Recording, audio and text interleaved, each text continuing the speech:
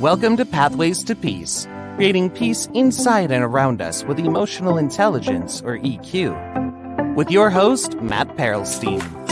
In every episode, we explore the art, science, and magic of EQ for peace, power, and purpose in life. You can find this show at www.eqforpeace.org and on YouTube, LinkedIn, Apple Podcasts, Spotify, Google Podcasts, Stitcher, and more. Now here's the host of Pathways to Peace, Matt Perelstein.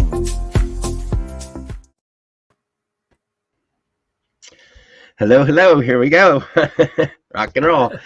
This is episode 4 of our podcast on Pathways to Peace. We're trying to get to peace, and that's a tough road. It's a tough road from where we are. We have a lot of not peace going on inside and around us, and so we're hoping that we can, with emotional intelligence, that we can do better with that we can create some peace inside of us, create peace between us, create peace around us, and that all has to do with being emotionally aware and emotionally smart, right? So I got with me today the world famous Mr. Ray Mathis. Woohoo! Ray, the crowd goes wild. I invited Ray as one of my first guests because Ray has been teaching emotional intelligence for a bunch of years, and he taught to the toughest crowd on the planet, which is teenagers, the toughest crowd. And I still contend, Ray, I've told you this before, that if you can get through to teenagers, you can get through to anybody. If you can get it so that they go, oh, okay, then to me, that's the ultimate. What do you think? Well, not all of them accepted it at the time, but I do get a lot of emails and Facebook messages now thanking me, saying, I realize now that you were right the whole time, and now they want me to send them a copy of the book or something like that. So that's always very rewarding. So some of the holdouts a long time ago, I see some sunlight is peeking through right on my forehead here. So can't do much about it at this point. Yeah, it's a wisdom thing. I'm in an upstairs bedroom, so. But no, they a lot of them do contact me now and say that, you were right, and I'm sorry I didn't agree with it at the time, but it's made a big difference knowing what you taught me. So that's nice to get. Yeah. But still, that means you're getting through to them, or eventually, whether it's right now or later, it doesn't matter. They figured it out. So that's a big deal, because a lot of people have no idea what we're talking about. They don't know what emotional intelligence is. They never heard the term before. I ask people all the time, have you ever heard of emotional intelligence? That makes I ask people all the time in the store, at the gym, wherever. I just happen to be standing next to somebody. I'll ask them that just for fun. It makes a great opener for a conversation. Or if you already know them, it deepens the conversation. It makes it into something where they start thinking, and you start talking about stuff, emotional stuff, and get real fast. And I love it. That's beautiful. Do you talk about it much? Oh, I'm out in nature most of the time, so I'd like to talk about it a lot more. And I try to, offer to speak. I speak for free because I represent the Chicago Institute for Rational Emotive Behavioral Therapy. It's a nonprofit, and it's just it's hard to get back into schools. I found I was hoping to get. Reason I retired is so that I could go out and do more with other schools and spread the word. And what I learned and what I taught, unfortunately, once you're outside the schools, it's hard to get back into them. So it's, you'd think, I thought my original thinking was, well, if you're going to offer to do it for free, people would be glad to have you come in. Well, it doesn't work out that way, unfortunately. Yeah. No. It seems like it would, but it hasn't. Yeah, that's bizarre. No. What I'm doing, I work for EQ for Peace, is our nonprofit, right? And so we are speaking mostly in Asia and Africa, it turns out. So when you say it's hard to get back into the schools, it's hard to get back into the schools in the United States, I've found. You're right. Yeah, they're much more accepting of it in England, for example. There are a lot of people who are very receptive to it because they know of the work of Dr. Albert Ellis and REBT. And I guess from what we've done together, India is another place where they're very accepting of it. But yeah, the U.S. is tough. US is tough. Yeah, it is. It is. I'd say, I don't know, 80% of 90% maybe of who I talk to are not in the United Yeah. States, because and they're just it's bizarre, and it's fun to work with them because they just suck it up. They're just loving it. They really Yeah. value education and information, and please talk to me. I'll listen to you. Talk to me. Like, okay, I'll talk to you. So In the United States, it's like, they think you're trying to control their mind or something, or mess with their mind. That's what I used to always face in the classroom. Are you doing therapy in the classroom? No, I'm doing education. And yeah, education would be very clearly. therapeutic, but I'm not doing therapy. I don't want to do therapy. Last thing I want to do is Right. get inside somebody's head. I want to teach them how to manage what's inside their own head, because that's the only way it really works anyways. So, There you go. And that can lead us to peace. Would you agree? oh yeah, I learned very early in my career that the real problem was that too many of my students generated more emotion than was helpful or necessary in their everyday life. And what that can do is creates a lot of unnecessary conflict. Not to mention they don't have internal peace, but it also messes with external peace between Mhm. between people. And you get a lot more conflict that way. So if each person learns to manage what goes on inside your own head better, you're going to have less conflict, because emotion is intended to help us deal with threats and get what we want and need. Well, sometimes people generate too much, then they're more likely to get into conflicts, because literally can plug into fight or flight. And the worst part is the fight part of it. And often they get to flight first, they feel threatened in some way. And that's one of the ultimate problems, is that people needlessly manufacture or imagine threats where they don't exist, because of the way they look at things or life and the way life unfolds. And then, or they can magnify threats that do exist out of proportion to reality. And then they end up reacting to things that are not necessary to react to, and less likely to be what I call responsible, or able to respond in the best possible way. So if you can Right teach them on. how to, some basic tools to manage what goes on inside their own head better, you're going to be less likely to have conflict, and either internally or Mhm. externally. So, Right.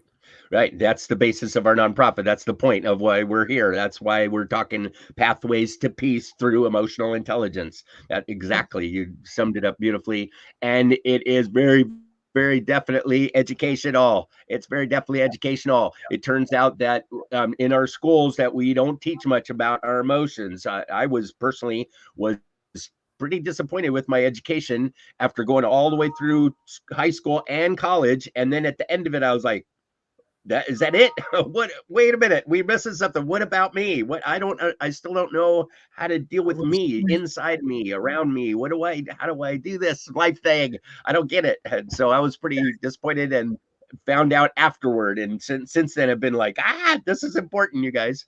Right?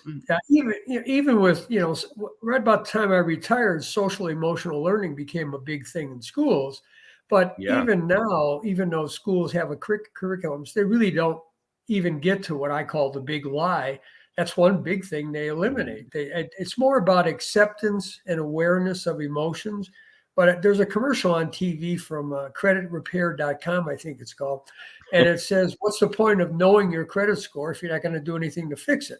Well, what's the point of becoming more aware of your emotions and accepting of them if you're not going to do anything to fix them too? It's just so you wallow in your, troublesome emotions, and you don't do anything to fix it. The whole idea of what I do, or what REBT, rational emotive behavioral therapy, or education does, is we're big on fixing it There you go. through There you go. education. And that's one of the reasons that I like your stuff. So is it's so incredibly practical, and in fact, I'd call it the most practical subject on the planet, because 24/7, 365, we got to deal with our thoughts and our Yep. feelings, and we don't know how to deal with them, and that's a bad thing. So it's super practical every minute of every day until we're done. So okay, so you have some great. Oh, go ahead. Do you want to say something else? Well, I was going to say I had the same experience as you. I was a psych major as an undergrad before I Yep. turned to health education, and then I was almost 40 years old. I went to a counselor one day. A friend of mine, I was complaining to him about some of his kids, and that I had in class, And he listened to me very patiently for a while. And finally he said, look, Ray, it's your choice how you want to feel. And I'm like, what do you mean it's my choice how I want to feel? How am I supposed to feel? And I got offended. And it felt like he was saying there's something wrong with you for feeling the way. Well, that's not what he was saying at all. He was just trying to show me how don't let these kids be the determinant of how you feel every day, because it's really not up to them. It's up to you. And then he explained Dr. Albert Ellis's ABC theory of emotions. And I started taking some classes in rational emotive behavioral therapy. But I same experience you had. I was 40 years old and I was a psych major as an undergrad, and nobody ever bothered to tell me it was my choice how I wanted to feel, which is kind of ridiculous, really, when you think about it. Nice. So why don't you go ahead and go through your PowerPoint, because that is the point of it. If you're just listening now, so take into account, Ray, that a lot of people cannot see what we're showing on the screen. It's audio only. It's a podcast. Okay. So you got to read out what it says also. Okay. So, okay. Well, one of the things that, we've heard the term big lie a lot lately in the political realm in the United States. And I started to think of, well, the original big lie that's been around forever is that people wrongly believe that what others say and do and what happens directly causes the way they feel. And if you listen to the way people talk, people say, well, that hurt my feelings. That makes me mad. He ticked me off. That's depressing. They're putting pressure on me. All kinds of things like that. If you listen to the way people talk, that's how they look at things. And that's basically a big lie. And the reason is because the way life really unfolds from moment to moment is this formula right here. Now, this is, my frustration is we teach kids formulas all the time about everything in English and science and math and foreign language on how things work and how to use that knowledge to their advantage. Unfortunately, we neglect to teach them this really simple formula that, like you said, governs every waking moment of their life. And that formula is event plus thoughts equals feelings, and feelings and your thoughts give rise to your behavior. Now, if you want to put it into words, anything that someone else says or does or that happens in this formula would be an event. And then what this says is it's really your thoughts about those events that really determine how you feel. And we also say that attitude, which is thoughts, is ultimately the father of behavior. And we also finally say that your behavior will tend to follow your feelings or emotions toward your life events. It just means that if you're angry, you're going to act like angry human beings usually act. If you're sad, you're going to act like sad human beings usually act. And so that's basically the formula we have. Now, so just so you don't think this is some new idea, one of Dr. Albert Ellis's favorite Stoic philosophers from a long time ago, almost 2,000 years ago, was Epictetus. And he used to say, men are disturbed not by things, but by the view which they take of them. So it's not like somebody didn't figure this out in the 1950s or 60s when Ellis did. This is something that's been around for a long time. Now, as I talk about this, though, I was kind of upset when somebody told me it's your choice how you want to feel. Well, there's a default philosophical position we have, and we call it USA, or unconditional self-acceptance. It means choosing to look at anything we think, feel, say, or do as part of being human and understandable given what our life experiences have been and what we have to deal with at the moment. Now, that applies to the big lie as well, because most people believe that because things happen so fast. Feelings come so fast after an event occurs. Something happens. Somebody says something or does something, or something happens. Feelings come so quickly after that. It's hard for most people to imagine that there's any intervening variable. And it's just easy to assume that, well, that caused what I feel because my feelings came so quickly after that. It's got to be the cause of it. The other reason is people grow up with everyone around them talking about feelings in that way, saying, he makes me mad, that ticks me off. So it's understandable that kids would grow up talking about it and looking at it the same way. Now, in this formula, we have what I call a whole bunch of cognitive choices at the thought step. And I like to list those choices, and I've got them on the screen here. One, for example, is how you look at things. A second one is what meaning you attach to what does happen. A third one is what you focus on. Like when I get up in the morning, there's a lot of things I could focus on. It'll be very depressing. at age 71. And there's other things that, that's good news for a guy who's 71. I still got a little bit of a six pack, that's nice. But there's a lot of things that aren't there anymore, like my hair and muscle mass and things like that. What you compare things to, I could compare myself to some people and feel really bad. I can compare myself to other people and feel really good. What you remember about the past. I've got all kinds of memories. Some of them make me cry and some of them make me smile. What you imagine will happen in the future. Anxiety, for example, there's a lot of talk about anxiety now with COVID. Well, anxiety is really what we call a figment of imagination. It's about things that could happen, but haven't happened yet, and often never do. So basically, we can imagine whatever. We could imagine good things happening, bad things happening, and it's understandable that human beings would imagine, potential threats, because that's helped us survive throughout the eons. Also, another choice you have is what you expect of yourself, others, and life. And a next choice is how much importance you attach to what does happen. I do this little thing with my little granddaughter, Rosie. Wherever she starts getting upset, I say, Rosie, big deal or little deal? And she's learning to say, little deal, Grandpa. And as soon as she says little deal, she stops getting upset, because she's choosing to not attach a lot of importance to what's happening, like what her brother's doing to her at the moment. And lastly, you could say that it's really our choice what we want to spend our time thinking about. There's a lot of things I could be thinking about, like politics, for example, get myself all worked up for nothing, and it does no good. Well, I can spend my time thinking about other things too. So those are what I call cognitive choices. Now, there's a fact of life. And the fact of life is there's always more than one way to look at anything or think about anything that happens or anything that someone says or does. There's more than one meaning we can attach. There's more than one thing we could focus on. There's more than one thing we could compare ourselves or our life or other things to. There's more than one things we could remember at any given point in time, imagine, expect of ourselves, others, in life. And so there's always more than one way to make any of these choices. Now, some ways we make these choices and the way we look at things will make us feel better. Others will make us feel worse. That's why at the same time, like when something happens, like some public event, there'll be some people who'll be just devastated, and other people who have some resilience and seem like they're going to be fine.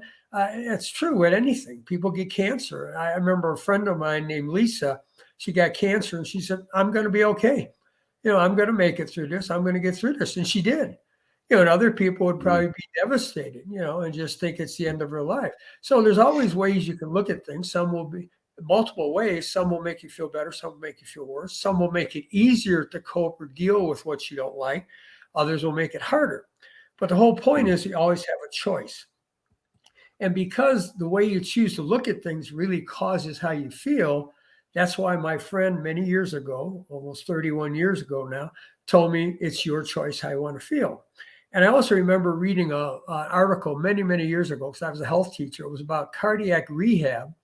And I was also a paramedic at the time, so I was interested in that kind of thing. And I remember them talking about teaching patients that no one upsets you, you upset yourself. That was kind of the guiding principle of their teaching.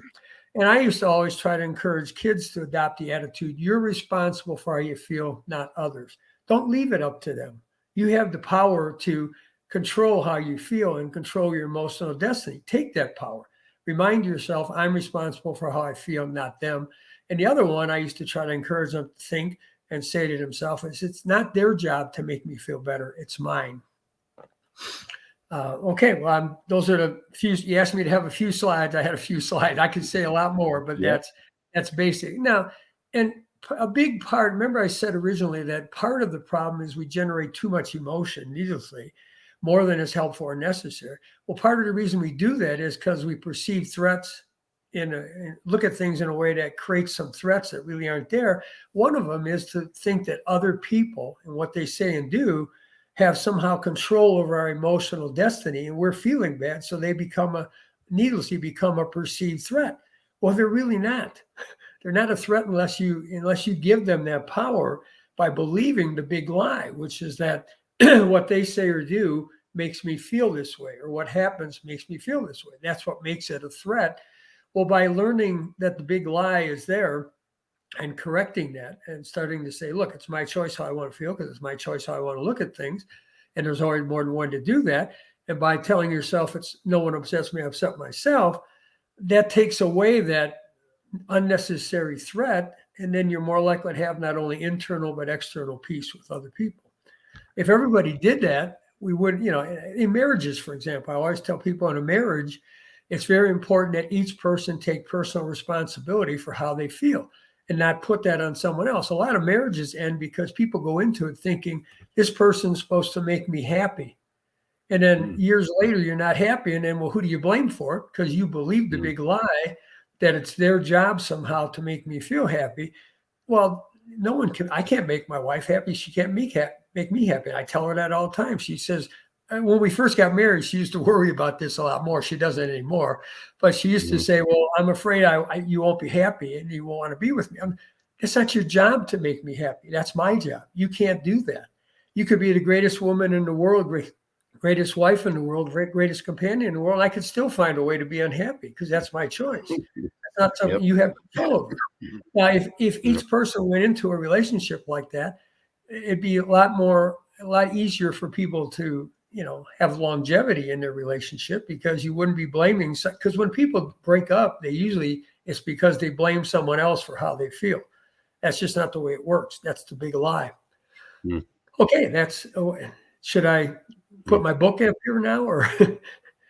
Go for it. Yeah, you're on a roll. Yeah, okay. Well, I took Matt asked me to talk about the book I wrote. Well, I've written many books, but the most recent one is on Amazon.com. And it's called, based on what my buddy said to me many, many years ago, look, it's your choice how you want to feel. And the rest of the title is It Really Is, Here's Why. And that's on Amazon.com. And I priced it very cheaply. It's like $8.99, I think, American. And what I did was took everything that I've taught my students over the years, and I think the term is memorialized. That's one thing we heard when Jim Comey was talking about taking notes on his conversations with people. And FBI people do that all the time. So I basically put down in words everything I used to teach my students. And it's basically what I call the mental emotional toolkit. And there's 10 tools in the book. And tool number 3 is the one I was just talking about, where it's called developing an internal locus of control, which means instead of seeing how you feel as being caused by something outside of you, you actually learn that power to control how you feel is within you all the time, and learn to use that. So, and if anyone ever wants to contact me for any reason, my email is Nature's Masterpieces, because I love nature photography, and Nature's Masterpieces at yahoo.com. Okay. Fantastic. Great. All right. Good stuff. It's your choice how you want to feel. It's up to you, right? It's up to you. That's huge. That is huge. Okay. I call that emotional responsibility. And I feel like it's the best news on the planet. Actually, it's the best news there is. So, because every single one of our thoughts, our feelings, our emotions, our decisions, our values, our beliefs, our words, our action, every single one of them are ours. Right? You agree? Yeah. Well, that's not something to be like when you first hear that, it's your choice how I want to feel. Well, that's like you said, there with great power goes great responsibility. That means you have to stop blaming everyone else for how you feel and start. That's good news. Because that means, like, for example, when people talk about somebody hurt their feelings. Well, first of all, that's nonsensical because you can't hurt a feeling. People can feel hurt, but the reason they feel hurt is because of what they choose to think about the person and what they're saying. And one of the examples I always think of, I don't know if you did this when you were a kid, but we used to, say, I know you are, but what am I? So somebody'd be sitting there calling us every name under the sun, and we'd be smiling with a big smile on our face saying, I know you are, but what am I? And they couldn't touch us. But the minute we started to think, how dare you say that about me, or you can't say that about me, or that's really awful, then you started to feel hurt and angry, and then you started doing something back. Okay, so that it's very empowering. It's the most empowering thing we could do for people, is to teach them to have control over their emotional destiny, which means how they're going to feel in the next few seconds, minutes, hours, days, months, or years. Yeah. It is. And I totally agree with you that I feel like this is the best news. It's the best news I ever got, that's for sure, was that I'm in charge of me. I want to be in charge of me. I'd be a control freak if you want, but I do want to be in charge of me. And I feel like that's the best news around. There's all kind of negative things happening in the world and around us, but we get to be as positive as we want to be. Yes.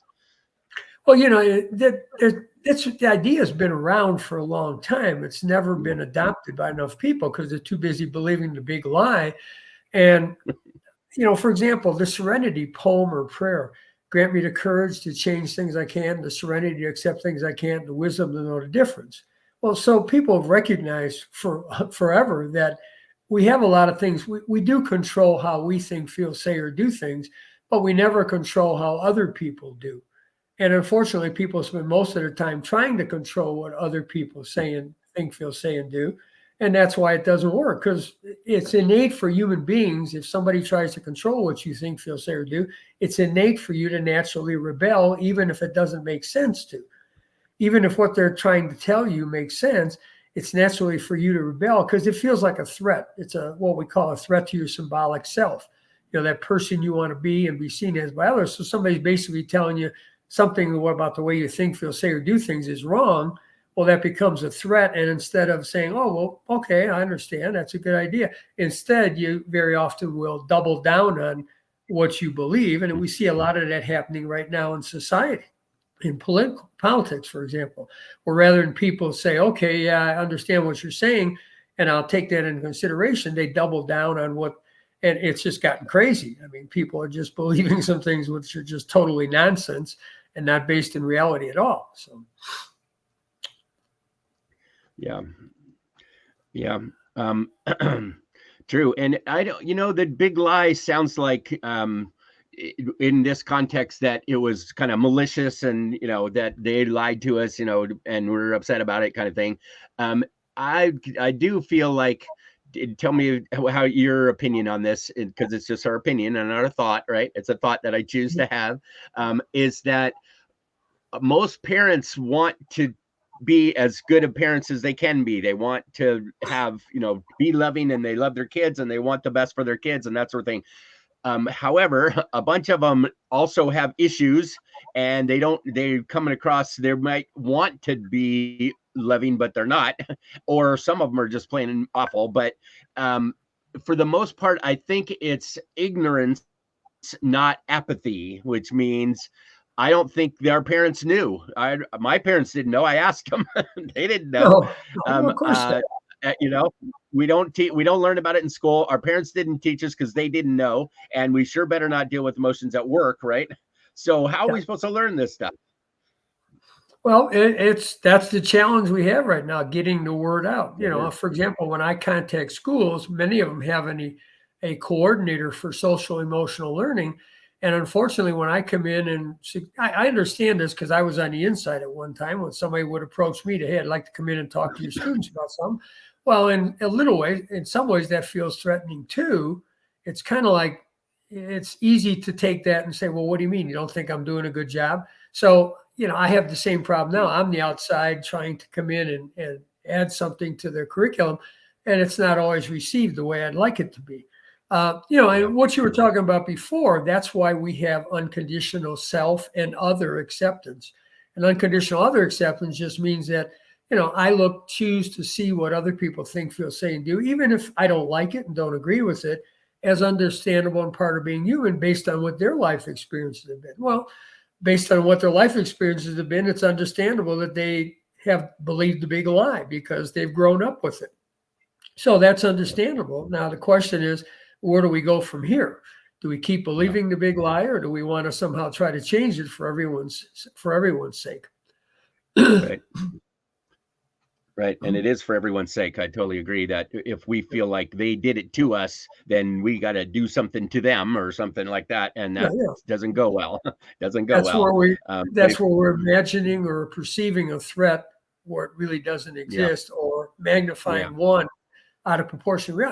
Perhaps they did something to us, which we don't like, but we can make that into a really big deal. Like I tell Rosie, you can make it into a little deal. And usually what people do is they make it into a big deal. I used to have a rule as a teacher, 2 ways to make something you don't like worse: do nothing and overreact. And usually what people do is the second, overreact to things needlessly. So do nothing or overreact. Yeah, that's good. That's good. So, and that reaction business is up to us, because the way I like to put it is that stuff happens outside of us, and stuff just happens, right? It happens, and it's going to keep happening. If we get out of bed every morning, it's going to happen. Stuff's going to happen. Even if we don't get out of bed, stuff's going to happen. And that's outside. But excuse me, I have COVID. So I'm just getting over it. And so, excuse me. So stuff's happening outside or inside, like I got COVID, right? It's happening inside, but that's an event. It's an event, right? I'm sick. That's an event. And so go ahead. Sorry, what? Well, you can also, my buddy who was a counselor also became a dean of our school. And he used to always say, people say, how do you deal with these kids every day? I mean, how do you survive this? And he said, because I don't look at it as a problem. I look at it as a challenge or an opportunity to prove I'm as good as I think I am. And that's a good way to look at things. It's everything that happens in an event. Well, you can call it a problem, which is what people usually automatically do, is say, oh, we have a problem. No, you have a challenge, or you have an opportunity to demonstrate your capacity to deal with things and make something better. So, I mean, that's just a simple way you could choose to look at things. It could be a problem, or do you have an event? It's just an event, really. And then you can think of it as a challenge or an opportunity rather than a problem. Right on. And that's how I look at technically I have 2 potentially life-ending diseases at the same time right now, the COVIDs and cancer. And I can be really upset about them or not. Like you said earlier, I was pretty freaked out at first, especially with the cancer thing. That's understandable. That'll rock your world. Yes, the biggest fear, right? Our biggest fear that we have as humans is our own mortality. And so I got to face that. But luckily, medical science is doing a wonderful job, and I'm still here. Same with COVID. But anyway, so stuff happens. And my point was that's outside or inside, or stuff is happening, and we have a thought and or a feeling about what happened. Well, that now it's ours. Now we just brought it inside, and now we got to deal with it. And that's where the fun comes in. That's where the responsibility comes in, and that's where the choice comes in. And that's the beautiful part of the whole thing, is that it's our thought and it's our feeling, and we can do stuff with them or not. We can do stuff with them or not, but it's ours. It's not them anymore. They did their thing. They're doing what they're doing. Our perception of that, we then brought it inside, and now we deal with it. Now it's ours, right? Yeah, that's why I also like to talk about ruts, though, and ruts in the brain, because it's very important we realize that brain physiology works against us. Ruts happen just like, when you ride down a road the same way over and over again. You create a rut in a road, and then it's easy to slip into, hard to stay out of, hard to get out of once you slip into it. Well, you can do the same thing in your brain, metaphorically. You create ruts, which makes it easier and easier for you to go down a neural pathway in your brain if you've gone down it before. Or if it was a perceived threat, a very big threat, you magnified it out of proportionality. And once you have those ruts, you can't get rid of them. So we're all dealing with what Dr. Ellis used to call automatic irrational beliefs, and Dr. David Amen calls them automatic negative thoughts. And he likes to say jokingly that people have ant problems. And he says you have to get an anteater to get rid of your ant problems. Well, Dr. Ellis's way of doing that was to help people identify some 4 basic types of irrational thinking, and then teach people how to challenge or correct them. For example, if you say, they have to do what I tell them to, well, he would say, why do they have to do what you want? They have to, or you just want them to. And, by challenging it that way, you're actually creating new ruts. It's kind of like building a new street in a city somewhere. Instead of going your old way and ending up in a traffic jam, you end up taking a new route, and you end up in a better place. and it's a better way to go. So you just have to you can't get rid of these old ruts. You're stuck with them. For example, I still in traffic sometimes will say, that really ticks me off when some guy cuts me off or so.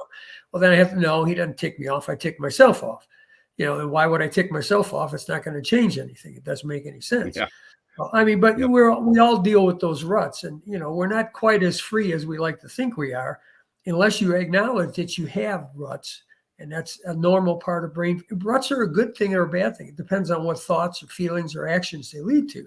For example, you and I probably both know the multiplication, addition tables, and subtraction. Well, that's got us through life. We do a lot of quick math in our head. A lot of kids nowadays don't, but kids also sometimes will practice using the F word outside of school, and then they get in school and something goes wrong, and next thing you know, it pops out of their mouth, and they're in a jam because they have a rut, and it makes thoughts, feelings, and actions automatic. So, anyways. Your turn. No, that's great. No, I totally agree with what you're saying. I was just laughing because you were talking about the automatic negative thinking. My main mentor was Doc Downing, Doc Downing, and what's that? Yeah, I know Doc. Yeah.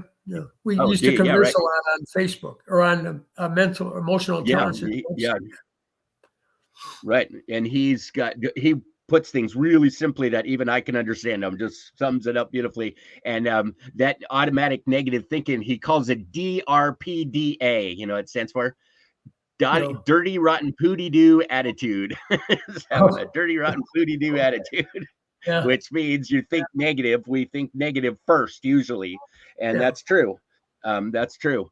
And so, which leads to my 3 steps to positive mental health, real simply, are always awareness. Always first is awareness. We got to be aware first, also called mindfulness, consciousness, whatever you want to call it. But you gotta be aware first, or you can't do anything. One of Doc's quotes about that is, we can't make logical decisions on things we're not aware of. Like, duh, right? No kidding. But it's really true. We've got to be aware first. And so we have to be aware of our thoughts and our feelings first, and then we can do something with them. Second is acceptance, which is really important. It sounds like it's not that big a deal, and it only takes a second if you do it. But if you don't, it could get ugly. So if you don't accept your thoughts and your feelings, then we are in denial, and we end up being a whiner and a blamer, and we're lying to ourselves and a bunch of stuff that goes on inside that's not good, part of the big lie kind of thing. But if we accept emotional responsibility, accept that things are happening, accept that there are thoughts and feelings, then we can do something with them. So awareness first, then acceptance. And then last is, okay, so now that I know and I'm aware of it and I accept it, what am I going to do about it? If anything, so am I going to take some action or not? And the cool part is, even if I don't take action, which is a really good idea with big emotions, a lot of times is to keep your mouth shut and don't take any action, is that I'm in charge. If I decide not to take an action, I'm doing that. I did that. If I do it, I don't do it, it's up to me. And that makes me in charge of me. It puts me gives me control of my life. And it's a beautiful thing. Beautiful thing, right? So another cool way to put exactly what you said.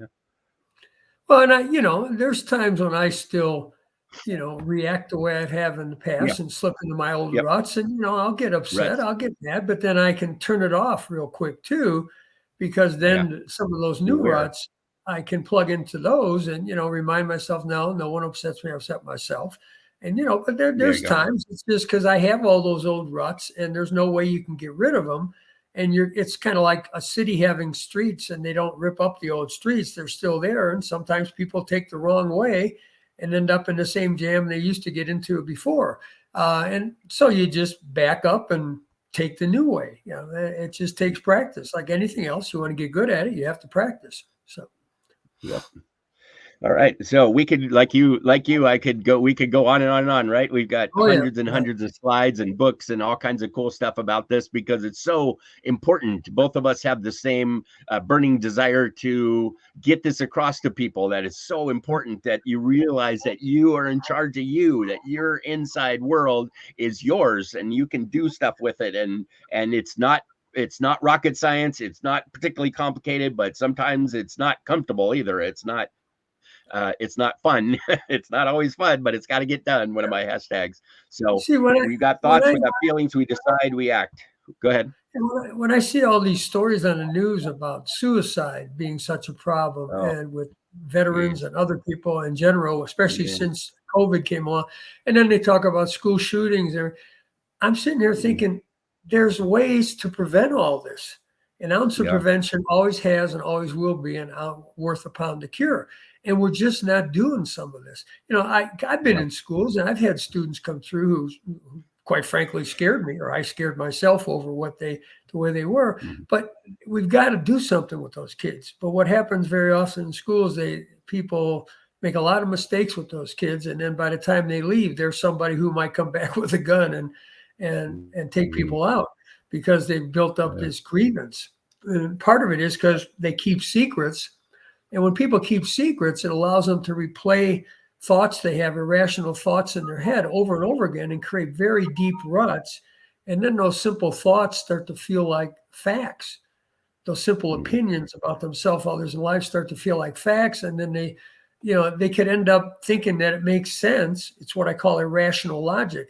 They start thinking it makes sense in some way to take their own life or other people's lives because they believe what they've rehearsed and practiced so much, just simply from rehearsing and practicing it. And no one ever challenged it. Like if they said those things out loud, somebody might say, wait a minute, that's not true. Yeah. That's not right.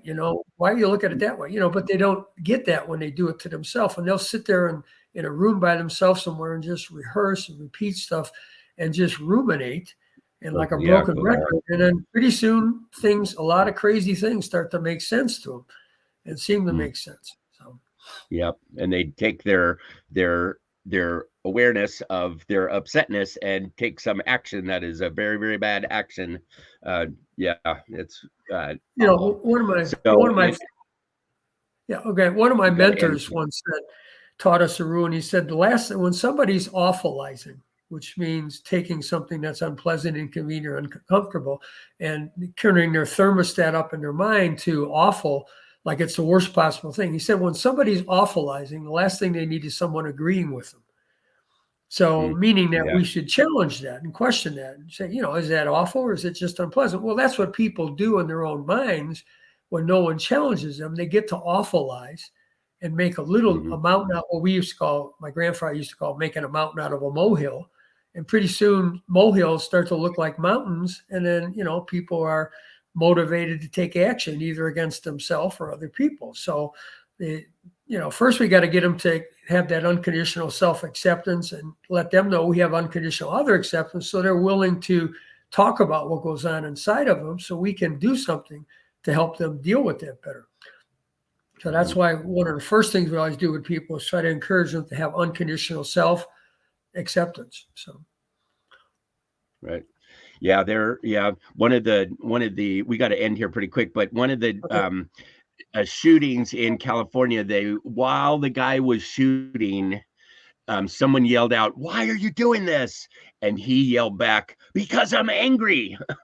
Is that how you deal with your anger? Right. That's an action. One's a feeling, one's an action. Big difference, right? What do we do with our anger? And clearly we're not teaching that very well. By the way, that's one of the things I've always mentioned. We talk about anger management. Anger management is what I call a fool's errand, because once somebody's angry, it's like emotional nitroglycerin, and anger gives anybody a false sense of power, righteousness, permission, and protection, like that guy who's shooting up people. And I've always thought we need to strive to have anger prevention, to teach people, give people tools to stop that before it gets that far, to keep their thermostat turned down or turn it down quickly once it goes up to anger. Turn it back down to frustration, irritation, or annoyance, or something lesser, and or even to the point where they remain calm. And there's ways to do that. So, yeah, good point. And that brings back to the whole point of this whole thing, which is the concept of positive mental health, is that if we can learn how to deal with our negatives, our fear, our anger, our sadness in particular, but all anxiety, depression, all guilt, shame, the whole works. If we can learn how to deal with those, which we can, especially we start with that we created them in the first place, that helps a lot. Is if we can deal with our negatives, then we can be more positive, right? With positive psychology, they said at first, for years and years and years, the purpose of therapy was to get people from negative, which is issues and disorders and pain that they were having, back up to normal, which was kind of negative to zero. And Dr. Seligman from the University of Pennsylvania said, wait, we can do better than that. We don't have to get them just back up to normal. We can do better than that. We can study people that are successful and happy and loving and peaceful and figure out how they did that and learn how to do it. And we can do better than just normal, than going back to even. And same with positive mental health. Mental health is kind of has a negative connotation to it. And I'm saying we do need to learn how to deal with our negatives. We do need to learn how to deal with our negatives. And if we do it well, we can not only come back up to normal, but we can keep going and be peaceful and loving and happy and joyful and all that kind of good stuff. By dealing, a big part of that is by dealing with our negatives. So we got to wrap up here. What I'm saying is, if we can deal with positive mental health, if we can be okay on the inside and create some inner peace, and we can learn education, right? Not necessarily therapy, but therapy if necessary. If we can learn how to deal with our inner world, we can make a better outer world. And if enough people, the theory of our nonprofit is that if enough people can learn how to create peace inside and around them, then maybe someday we can have big peace. What do you think? I've always said the vast majority of people walking the planet have what we call an external control. They believe the big lie. They believe that what other people say and do make me feel this way. Well, just imagine if we could get everybody to realize that's not the way it works. Yeah. You really have a choice how you want to look at things and therefore how you want to feel. If we could get everybody to do that, maybe we wouldn't have so much war and conflict, not only at the interpersonal level, but at the national and international level. So exactly. That's our pathway to peace. That's the point of this whole show. And that's why our nonprofit, and that's what my life's work now. So Ray, thank you, sir. Thank you very much. This is great stuff. I love the way that you can sum things up so clearly, and it just like, once you say something, it's like, oh yeah, okay, all right. That's what I like. Is one of the best responses we get from people is, I love that. I got it. Oh, right. So anyway, thank you very much. To say, yeah, I hear you. Right on. All right, keep doing what you're doing, bud. And thank you all for listening. Spread the word about that. We're in charge of our own self. All right. Bye-bye. See you next time. You've been listening to Pathways to Peace, creating peace inside and around us with emotional intelligence, EQ, with your host, Matt Perelstein. Thank you for your positive reviews, comments, and sharing this show with others. You can catch prior episodes at www.eqforpeace.org and on YouTube, LinkedIn, Apple Podcasts, Spotify, Google Podcasts, Stitcher, and more.